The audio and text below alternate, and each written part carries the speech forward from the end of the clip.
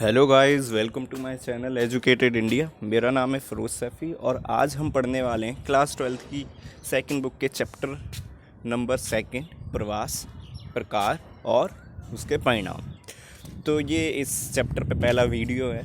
तो इससे पहले कि भाई हमने ना 12th क्लास की पॉलिटिकल साइंस की जितने भी फर्स्ट टर्म में जो आने वाले हैं चैप्टर वो पूरे कवर कर दिए, ठीक है। तो आप उन वीडियोस को ज़रूर देखें, ठीक है। यानी कि पॉलिटिकल साइंस का सिलेबस कंप्लीट है।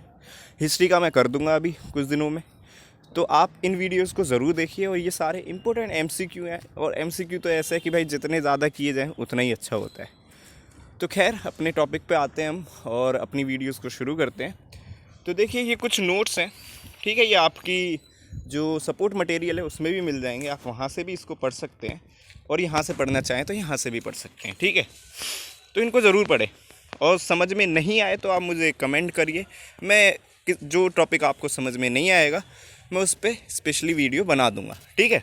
चलिए तो हम अपने क्वेश्चन शुरू करते हैं और हमारा जो पहला क्वेश्चन है एमसीक्यू में इस चैप्टर का वो ये है कि जनसंख्या के लिए एक स्थान से दूसरे स्थान पर स्थायी या अस्थायी जाकर बसना, यानी कि परमानेंट एंड टेम्पररी जो सेटलमेंट है वो करना, तो सॉरी सेटलमेंट नहीं, माइग्रेट करना क्या कहलाता है। तो ऑब्वियसली माइग्रेट करना मींस प्रवास कहलाता है। तो इस प्रवास यानी कि सी राइट आंसर हो जाएगा। नेक्स्ट क्वेश्चन है जनसंख्या की गणना किस आधार पर की जाती है। तो जनसंख्या की गणना जो है उसका जो बेस है वो है जन्म के स्थान पर और निवास के स्थान पर, वो कहाँ पर पैदा हुआ और कहाँ वो रहता है, ठीक है। इसके बेस पर जनगणना की जाती है, ठीक है। नेक्स्ट है प्रवास के कितने प्रकार होते हैं। तो प्रवास दो प्रकार का होता है, एक होता है अंतर्राष्ट्रीय और एक होता है अंतर्राज्यीय। चलिए नेक्स्ट क्वेश्चन है निम्नलिखित में से कौन सा प्रवास का प्रकार नहीं है। प्रवास का प्रकार नहीं है। आंतरिक प्रवास है, बिल्कुल है। अंतर्राष्ट्रीय प्रवास है, बिल्कुल है। सी अंतर्राज्यीय प्रवास है, बिल्कुल है। यानी कि डी अंतर्राष्ट्रीय, तो ऐसा कुछ नहीं है। तो ये डी जो है डी नहीं है, बाकी सारे हैं। तो हमें क्या बताना था, हमें बताना था जो नहीं है, ठीक है। क्वेश्चन को एक बार पढ़ लिया करें कि क्या पूछा जा रहा है। तो डी करेक्ट आंसर हो जाएगा इसका। नेक्स्ट क्वेश्चन है निम्नलिखित में से कौन सा आंतरिक प्रवास का प्रकार नहीं है। यहाँ पर भी नहीं वाले क्वेश्चन है, कौन सा नहीं है वो बताना है। तो अंतर्राष्ट्रीय प्रवास एक, हाँ, तो अंतर्राष्ट्रीय प्रवास, अंतर्राज्यीय प्रवास या अंतर्राज्यीय प्रवास, ये उपयुक्त सभी। तो उपयुक्त सभी तो बिल्कुल नहीं है। ए जो है वो नहीं है। अंतर्राष्ट्रीय वो जो है आंतरिक प्रवास का कारण नहीं है, वो बाह्य कारण है आपका, ठीक है, इंटरनेशनल है वो। नेक्स्ट क्वेश्चन है निम्नलिखित में से कौन सी प्रवास की धारा नहीं है। गांव से गांव है, शहर से शहर है, देश से विदेश, तो ये नहीं है, ठीक है। तो C is the right answer for this question. Next है निम्नलिखित में से कौन सा प्रवास का कारक नहीं है। प्रवास का कारक नहीं है। प्रतिकर्ष कारक हैं, अपकर्ष कारक हैं, आर्थिक परिणाम, तो आर्थिक परिणाम नहीं है, बाकी सब है। तो चलिए नेक्स्ट है निम्नलिखित में से कौन सा प्रतिकर्ष का कारक नहीं है। तो प्रतिकर्ष कारक वो कारक होते हैं जो किसी इंसान को किसी जगह को छोड़ने के लिए मजबूर कर देते हैं। तो गरीबी बिल्कुल है, बेरोजगारी बिल्कुल है, स्वास्थ्य सेवा या महामारी। तो देखिए महामारी है प्रतिकर्ष कारक, लेकिन स्वास्थ्य सेवा जो है वो अपकर्ष कारक है। अच्छी स्वास्थ्य सेवा होगी तो लोग उस जगह को छोड़ेंगे या उस जगह पर रहना पसंद करेंगे, ऑब्वियसली रहना पसंद करेंगे। तो अपकर्ष कारक है ये, यानी कि हमें प्रतिकर्ष जो नहीं है वो बताना था। तो क्या हो जाएगा, सी हो जाएगा। नेक्स्ट निम्नलिखित में से कौन सा अपकर्ष कारक नहीं है। स्वास्थ्य सेवा है, शिक्षा है, यातायात है, राजनीतिक उपद्रव नहीं है। राजनीतिक उपद्रव जहाँ पर होगा यानी कि सरकारें बदलेंगी, सरकार पूरी नहीं चल रही है, उसके वो पहले ही भंग हो जा रही है, तो या फिर और भी पॉलिटिकल सिनेरियो धर्म के नाम पर या जो भी होता है, ठीक है। तो ऐसी जगह पे लोग रहना पसंद नहीं करते हैं, ऑब्वियसली कोई भी रहना पसंद नहीं करेगा। तो D is the right answer for this question. अब नेक्स्ट है निम्नलिखित में से कौन सा प्रतिकर्ष और अपकर्ष कारक है। आर्थिक कारक है, अवसंरचनात्मक कारक है, राजनीतिक कारक है, बिल्कुल है। तो डी हो जाएगा इसका आंसर, ठीक है, उपयुक्त सभी। नेक्स्ट है निम्नलिखित में से कौन सा प्रतिकर्ष का आर्थिक कारक नहीं है। प्रतिकर्ष का आर्थिक कारक नहीं है। गरीबी है, बेरोजगारी है, प्राकृतिक आपदाएं, डी कृषि संसाधनों पर अधिक दबाव। तो प्राकृतिक आपदाएं जो प्रकृति में आती है, नेचुरल डिजास्टर है वो, तो ये नहीं है, वही हमें बताना था। C is the right answer for this question. Next है, निम्नलिखित में से कौन सा प्रतिकर्ष का अवसंरचनात्मक कारक नहीं है? अवसंरचनात्मक कारक मीन्स वो जो आधारभूत जो सुविधाएं होती हैं वो नहीं है। तो खराब स्वास्थ्य सेवा बिल्कुल है, ये प्रतिकर्ष कारक है। खराब शिक्षा व्यवस्था बिल्कुल ये है। राजनीतिक अस्थिरता, आधारभूत सुविधाओं की कमी। तो देखिए ए, बी और डी सही है। राजनीतिक अस्थिरता जो है वो राजनीति में आ जाती है, ये आधारभूत में नहीं आती है, ठीक है। तो C is the right answer for this question.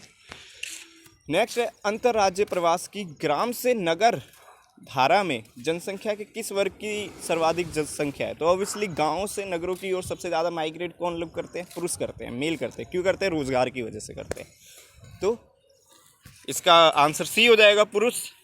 Next है, अंतर्राज्यीय प्रवास की ग्राम से ग्राम सभा यानी कि गांव से गांव वाली जो धारा है उसमें सबसे ज़्यादा कौन सा वर्ग प्रवास करता है? तो महिलाएं करती हैं। कारण क्या है महिलाओं का सबसे ज़्यादा ये माइग्रेशन का यानी प्रवास का? इसका कारण है शादी। शादी की वजह से लड़कियां जो है एक गांव से दूसरे गांव में उनका प्रवास हो जाता है परमानेंट। समझ में आ रहा है? टेम्परेरी नहीं होता है, परमानेंट होता है।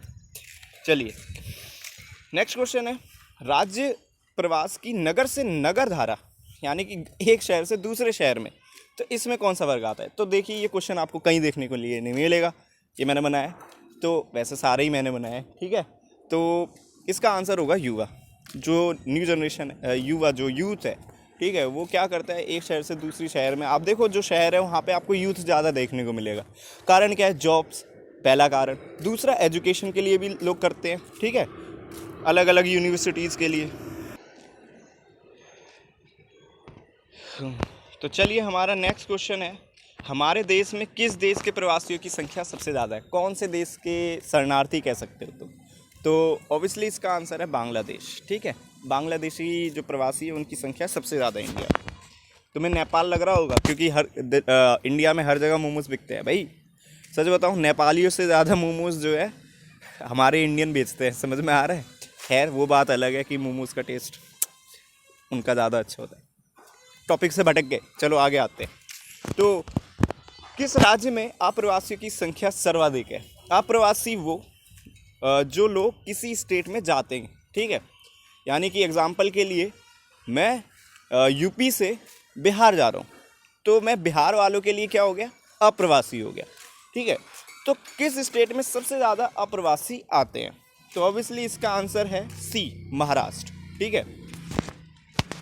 नेक्स्ट है, किस राज्य में उत्प्रवासियों की संख्या सर्वाधिक है? उत्प्रवासी जैसे कि मैंने पहले बताया कि मैं यूपी छोड़कर बिहार जा रहा हूँ, तो बिहार वालों के लिए तो मैं प्रवासी हो गया, अप्रवासी। लेकिन यूपी के लिए मैं क्या हो गया? उत्प्रवासी हो गया। इसीलिए पूरे इंडिया में यूपी से सबसे ज़्यादा लोग माइग्रेट करते हैं, यानी कि यूपी में सबसे ज़्यादा उत्प्रवासी है। सॉरी यूपी में नहीं, यूपी से सबसे ज़्यादा उत्प्रवासी है, ठीक है। चलिए तो उत्तर प्रदेश। नेक्स्ट है, किस नगरीय समूहन में प्रवासी संख्या सबसे ज़्यादा है? मतलब सबसे ज़्यादा है तो बृहद मुंबई, ठीक है। जो मुंबई है उसमें प्रवासियों की संख्या सबसे ज़्यादा है। अगला, बृहद मुंबई में सर्वाधिक प्रवासी आने का कारण क्या है? तो इसका है राज्य का आकार, ठीक है। तो obviously A is the right answer for this question. चलिए इसी के साथ इस वीडियो को लाइक कीजिए, चैनल को सब्सक्राइब कीजिए, और आपको कोई टॉपिक समझ में नहीं आ रहा है, ठीक है, तो आप कमेंट कर सकते हैं। मैं उस टॉपिक पे सेपरेट वीडियो बनाने की पूरी कोशिश करूँगा, ठीक है। चलिए तो वीडियो को लाइक ज़रूर कीजिए, कमेंट ज़रूर कीजिए। कमेंट करोगे तभी मुझे पता चलेगा कि भाई एक्चुअल में क्या प्रॉब्लम है, ठीक है। और अपने सजेशन दीजिए। इसी के साथ वीडियो को यहीं पर समाप्त करते हैं, और हाँ भाई मिलते हैं अगले वीडियो में। चलो बाय।